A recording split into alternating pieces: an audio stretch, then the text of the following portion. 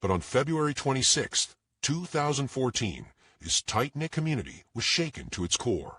21-year-old Christian Andreacchio was found dead in his apartment bathroom. What followed would divide a town, destroy relationships, and leave a family searching for answers they may never find. He's dickless on the case, with a donut in hand and a smirk on his face. Crimes to solve, stacks to bunch, crack the case right after lunch.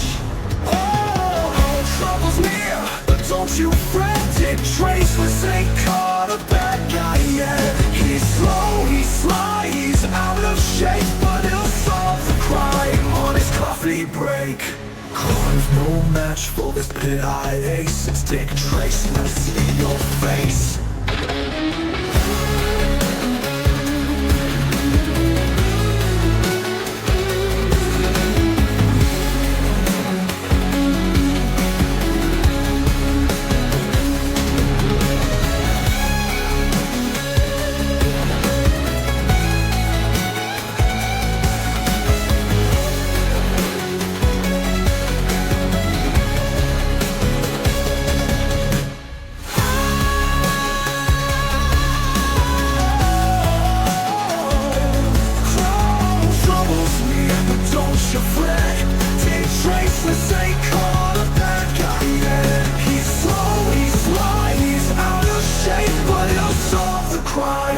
Coffee break. Crimes no match for this pit-eye ace. It's Dick Traceless in your face.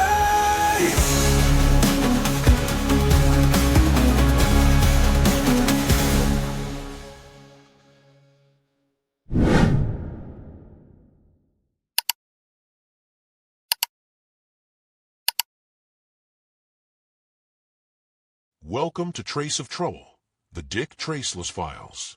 I'm Dick Traceless. Today, we're diving deep into a case that's as perplexing as it is heartbreaking. Was it suicide, as authorities quickly concluded? Or was it something far more sinister? Join us as we unravel the threads of this complex tapestry of tragedy, suspicion, and the relentless pursuit of truth. What the police say happened will leave you scratching your head. What his family and independent experts believe, that'll send a chill down your spine. They said it was suicide. His family calls it murder. But how does a right-handed man die from a gunshot wound to the head, with the gun found near his left hand? Yeah? Let's start there. To understand the impact of Christian Andreacchio's death, we first need to know who he was in life. Born and raised in Meridian, Christian was the kind of young man small towns pride themselves on producing. Hard-working, ambitious, and charismatic, he seemed destined for success from an early age. By 21, Christian had already achieved what many spend decades working towards. He had quickly risen through the ranks to become one of the youngest pilots on the Mississippi River. It was a prestigious position that spoke volumes about his work ethic and skill.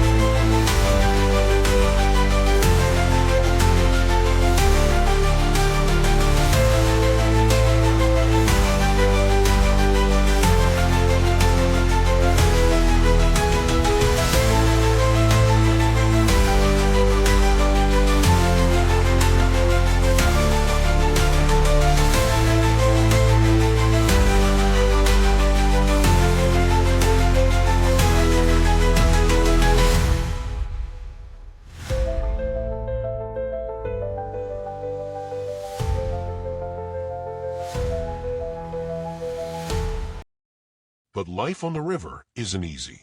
Long weeks away from home, grueling shifts, and the weight of responsibility for both crew and cargo.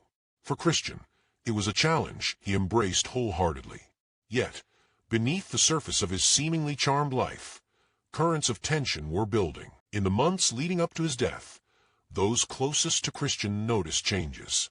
His relationship with girlfriend Whitley Goodman had become volatile. Friends reported arguments, breakups, and reconciliations happening with dizzying frequency. Text messages between the couple reveal a relationship fraught with jealousy, accusations of infidelity, and the kind of passionate intensity that can be both exhilarating and exhausting. But nothing in these exchanges suggested that Christian was contemplating ending his life. On February 26, 2014, Christian left his towboat early, telling co-workers he needed to handle some personal business. He asked for a ride home, a detail that would later become crucial in questioning the official narrative of his death. After all, why would someone planning to take their own life make plans for transportation? The events of February 26th remain shrouded in controversy. What we know is this: Christian arrived home in the morning. Present in his apartment were his girlfriend, Whitley Goodman, and his friend, Dylan Swearingen. What happened in the hours that followed is a matter of intense debate. According to Whitley and Dylan, Christian was distressed. They claim he locked himself in the bathroom. What's undisputed is the tragic outcome. At 4:45 p.m., a 911 call was placed.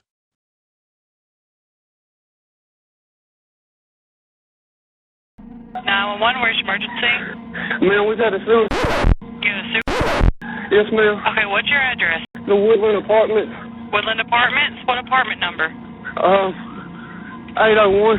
Apartment 801? Yes, ma'am. You'll see a BMW and a Okay. C71. Alright, who is it, sir? Christian Andreacchio. Christian Andreacchio? Yeah. Okay, and you said he committed suicide? Yes, ma'am. He's laying across the bathroom tub and he's got blood everywhere. Okay, you said there's blood everywhere and he's across the bathroom? Yes, ma'am. Okay, he's not breathing? No, ma'am. Okay. What's your name? Dylan? Dylan? Yes, ma'am. Okay, Dylan, stay on the phone with me, okay? Okay. Please get somebody up there. I got several officers on the way. Okay, just stay on the phone with me. I really need to call somebody in the family. Okay, hold on. You don't know how, there's no weapons or anything? I think he shot himself. Okay, you think he shot himself? Yes, ma'am. I left to go to the store, and he went to the bathroom. I thought he was taking a shower. Okay, did he say that he was going to do this, or? No, ma'am. Okay. Okay, who's that in the background? That's his girlfriend. His girlfriend's there too? Yes, ma'am. What's her name? Whitley.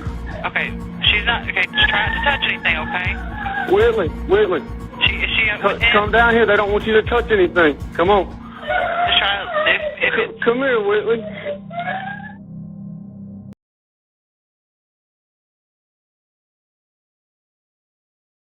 Except that wasn't the address. Christian actually lived in Willow Ridge, not Woodland Apartments. Friends of Christian have said that's not an easy mistake to make, considering Dylan wasn't a stranger to the apartment. The Woodland apartment. Woodland Apartments? Hello. Dylan? Yeah. Okay, my officers are in the area. What building are you at?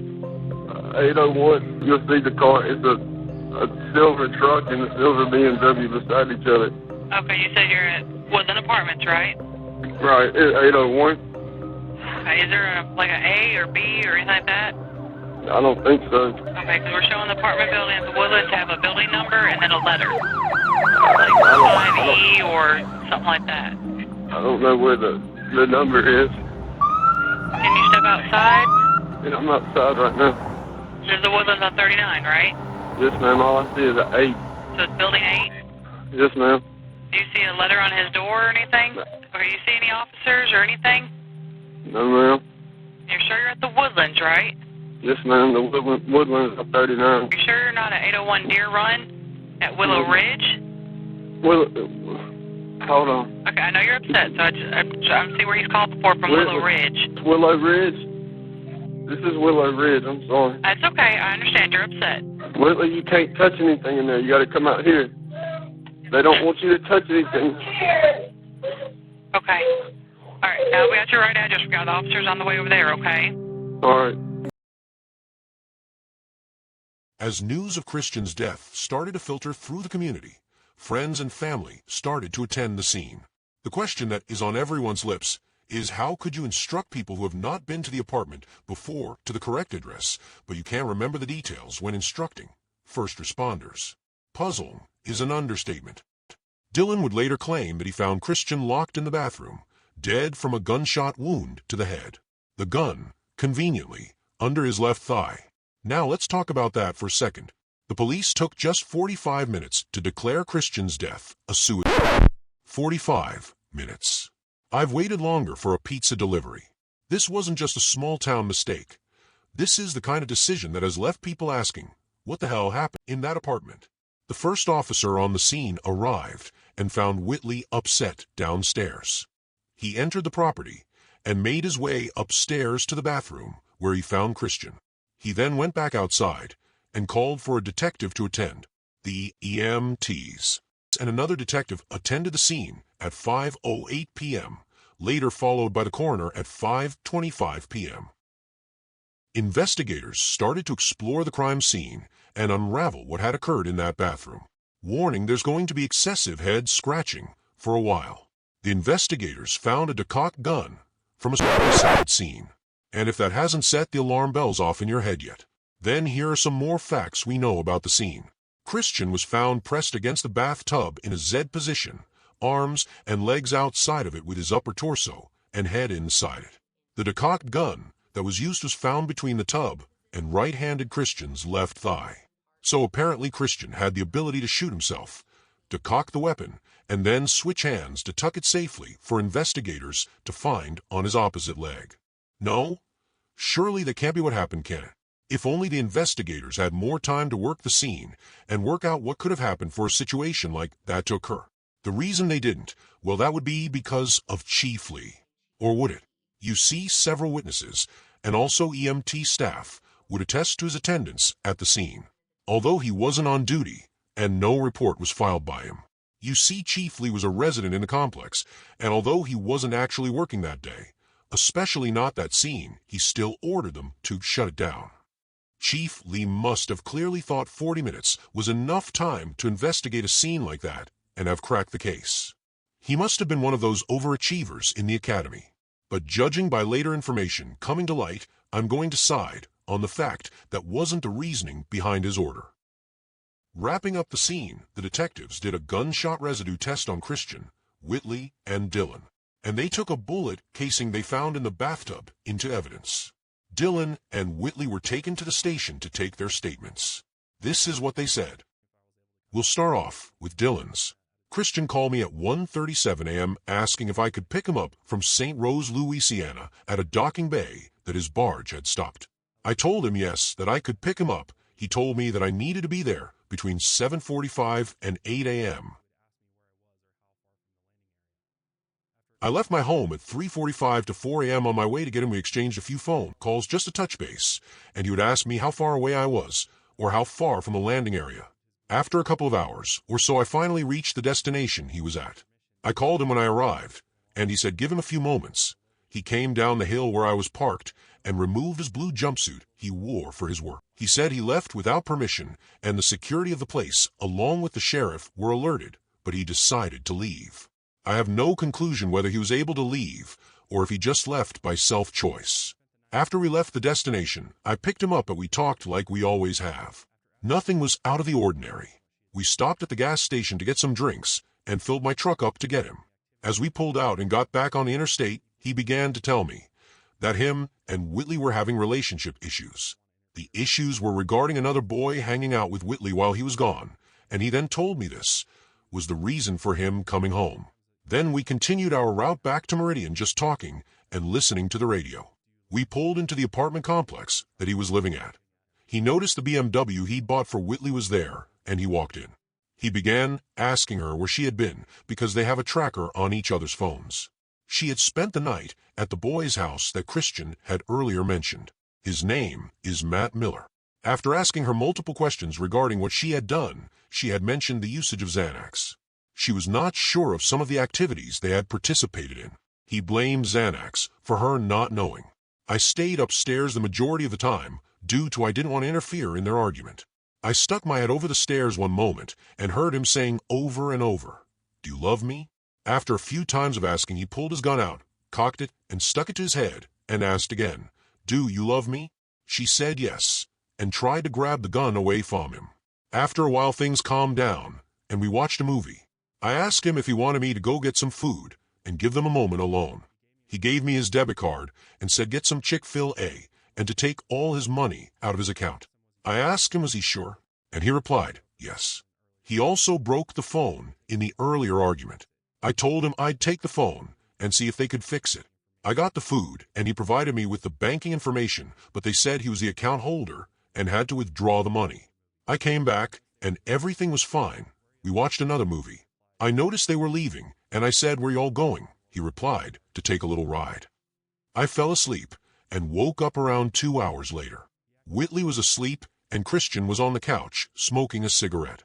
He acted normal and I said, "I'm about to go to Best Buy and look at speakers. Do you need anything while I'm out?" He replied no. An earlier time, after I saw him point the gun to his head, I took the gun from him and placed it behind the curtains because he was acting very aggressive. As I left, I told him I hit it due to his actions and I gave it back and told him, "Unload it and please don't touch it." As I left, I made it to Best Buy and talked to the car audio technician. As I walked and I noticed he wasn't on the couch, and I walked around the apartment calling him and got no answer. I walked up the stairs and noticed the bathroom light was on, so I figured he was taking a shower. I knocked and said, "Are you all right?" Still no answer, so I walked downstairs and walked into a room that Whitley was sleeping in. I told her that he didn't answer me and we needed to check on him. She went back to sleep and I walked back up the stairs and knocked once more.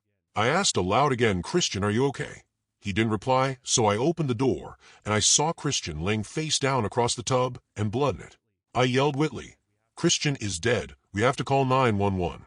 And she screamed and ran upstairs and began holding him. I then called 911 and directed them to the apartment, and police arrived and then took control of the scene and asked us to sit in the living room. That was a difficult read, not just because the details, if true, are hard to hear. But who actually talks like that? What can be verified from Dylan's statement is that around 12:30 p.m. that day, he was at the bank trying to withdraw all of Christian's money. Obviously, to anyone with a slither of intelligence, this was never going to be an option, as he wasn't the account holder, and banks don't just empty your bank account because your friend Pinky swears you said it was okay. Phew, you can all sleep easier knowing your bank accounts are safe now. The next thing on Dylan's trip can also be verified. A receipt from the apartment showed that he was buying chicken at 1:06 p.m. However, what can't be confirmed is his trip to Best Buy. The police didn't make the trip to check the tapes, and when the private investigator the family hired went there, the CCTV had been overridden. It appears the Meridian police take a 2 out of 3 will do approach to policing. Now let's hear what Whitley said happened that day. Saturday 22nd, also the day that Christian left for work at 5 a.m. That night, I went to a Mardi Gras party with my family. He stopped talking to me from 1, the day he left, for 2 days. He has always had trust issues, and when I had eventually got in touch with him, he said he'd rather me be at home missing him and didn't want me going out from past issues that we had. I contemplated breaking up with him and tried to convince myself we would work things out, because a relationship without trust isn't a relationship, and we tried for so long to build trust and be normal, but I love him. Last night, on the 25th, he said he was coming home and quitting his job. I told him we could talk it out, and there's some things we need to work on before we can move on with our relationship. Today he came home early and wanted to take a ride with me. We went to Bonetta, and he said he felt like between me and his mom, he couldn't make anyone happy. Then I laid down with my dog in our bedroom. Dylan, the guy who picked him up from work, then woke me up. I went upstairs and found the love of my life face down, smushed up in a puddle of blood. That all sounds very plausible, even if it does sound like generic teenage relationship advice for a Facebook status. So people you haven't seen for years comment, "UK-hon." I couldn't think of a single reason anyone would want to harm the love of their life. The coroner did his examination and established that Christian had died from the gunshot to his head, What he couldn't determine was exactly the circumstances surrounding how Christian had died. Was it self-inflicted, or had it been done to him? So therefore, he ruled it as undetermined. However, the medical examiner did his examination the following day and quickly ruled it as a suicide. The Meridian police had barely done an investigation, and clear inconsistencies threw doubt over this outcome. The family hired external experts who strongly disagreed with this finding, so let's hear more about them, their experience, and what their opinions are. The Andreacchio family had absolutely no doubt that this was not a suicide. They requested the case file on several occasions, but were never given it. Then, one day, the Meridian police released the file online in a downloadable file that anyone was able to have access to. One of the first professionals that the Andreacchio family brought in to look at the details was Dr. Jonathan Arden, a forensic pathologist who is certified in anatomic and forensic pathology by the American Board of Pathology.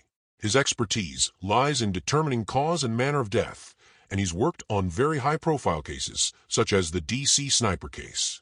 With 30 years' experience, 3,000 autopsies, and 800 expert witness appearances, I'd be confident in assuming he has a reliable grasp on making an assessment. Dr. Arnhem didn't release his report publicly. However, one person who went on record in an interview with the Mile Higher podcast here on YouTube was the family's private investigator, Mark Gillespie, who is also a forensic specialist. Here is what he had to say to them about both reports in the interview. When you look at the gun wound pattern, you combine it with all the other information that we know. What was the positioning of the gun? How far was the gun from the skull? Who was holding the gun? And where did the gun end up? So when you kind of take all those things into account, it paints a picture. And in this particular case, the picture that was painted, it did not jive with a self-inflicted gunshot wound to the head, resulting in his death. I absolutely believe it was a staged scene. When I reviewed the evidence, the pictures, the police report, then I read Dr. Arden's report, which I think it's important to note that you've got three people, three experts, one who is an extreme expert, Dr. Arden, in forensic medicine, who's conducted, hundreds or thousands of autopsies, and for him to make a ruling as he did and document it in his report, and then for my feelings to be extremely consistent with what he saw, we all are in agreement. So we're all seeing the same thing, and based on our education, training, and experience, there's no other plausible alternative but this being a homicide. According to the forensics, the time of Christian's death had to be much earlier than the reported 1545 assessment originally reported. Rigor mortis is the stiffening of the body after death. It's a natural function. It begins immediately after death and sets in between 4 hours and lasts about 12 hours and then relaxes after that. Lividity is the settling of the blood after death, and it's by gravity. Lividity is extremely important because it's a telltale sign of how the position of the body after death. So we can tell if a body has been moved after death based on presence or absence of lividity given the position the person was found in. So it's an extremely important scientific aspect of a death investigation. Rigor mortis, it starts immediately. Full onset will be about 4 hours, but it begins immediately. Between 4 hours, you'll be full set in rigor mortis, and that will last for about 12 hours. And then after 12 hours, the body starts, those muscles begin to relax again.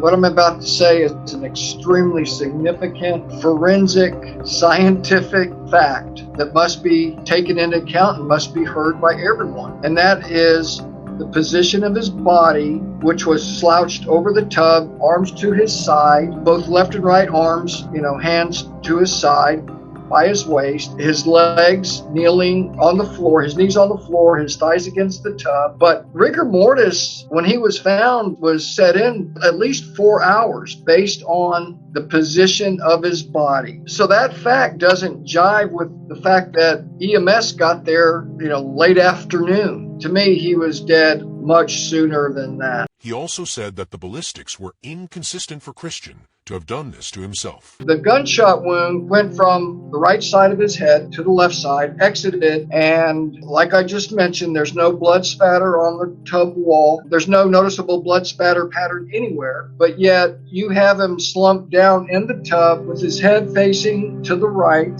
and there is a projectile in the tub in the middle of the blood pool. I'm like thinking, okay, that's a huge mystery. How did it get there? If it was going from right to left, there's no impact on the tub wall immediately to his left, just 2 feet, probably not no more than 3 feet, and yet the bullet is upright and the nose head of the bullet is containing all this foreign matter. Makes no sense.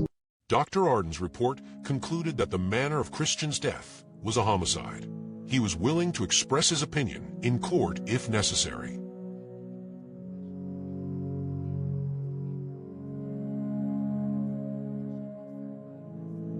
The family weren't done there, though. They hired Knox and Associates, who conducted luminol tests on the bathroom, and they found blood particles that looked as if they had been cleaned, that were not present during the police's 45-minute investigation. Surprisingly, they concluded that evidence they uncovered regarding the apparent cleaning of the crime scene and the fact they, too, believed it was staged also pointed heavily towards homicide.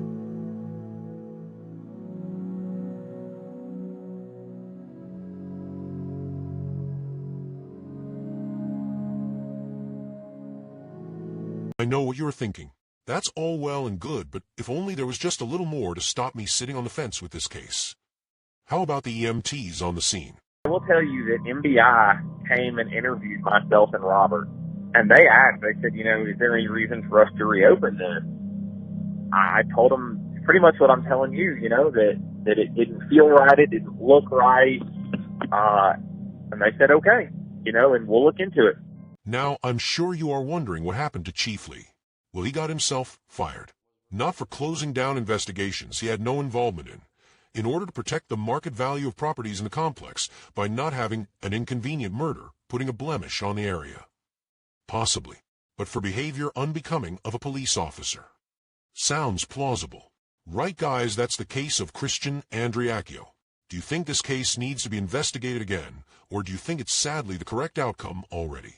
Let me know your thoughts in comments. I know what I think. Thanks for watching. I'll be posting new videos on cases weekly. So please like and subscribe so you don't miss them. Also, if you have any suggestions of crimes I should cover, feel free to add them in the comments, and I'll try to get through as many as possible. Be safe out there. Trouble's near, but don't you fret. Keep faceless, ain't traceless, ain't caught a bad guy yet. He's slow, he's sly, he's out of shape, but he'll solve the crime on his coffee break. Crime's no match for this PIA, since Dick Traceless in your face.